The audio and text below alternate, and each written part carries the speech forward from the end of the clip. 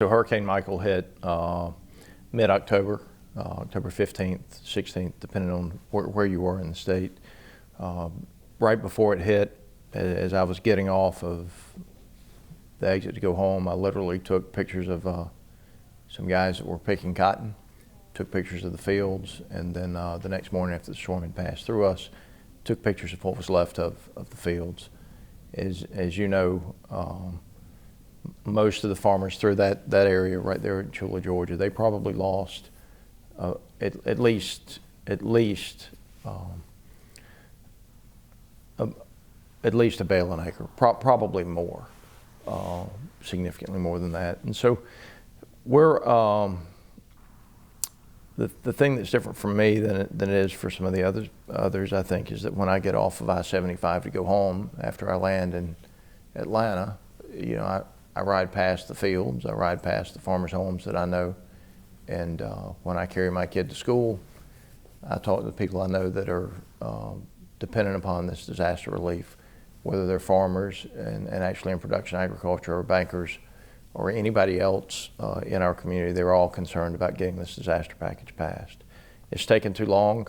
I'm not going to make excuses for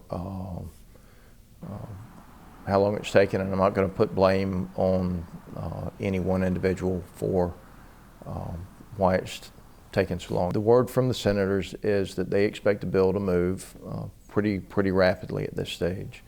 The silver lining in this is that the original legislation that was presented to the House was at about $1 billion of disaster relief.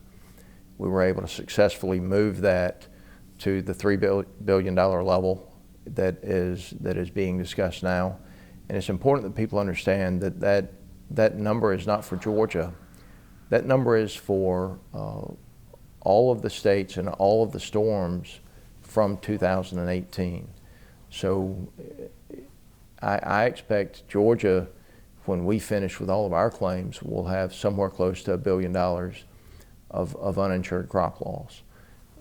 It is, and so the $1 billion number for the whole nation simply was not going to get us to the point that we needed to be at.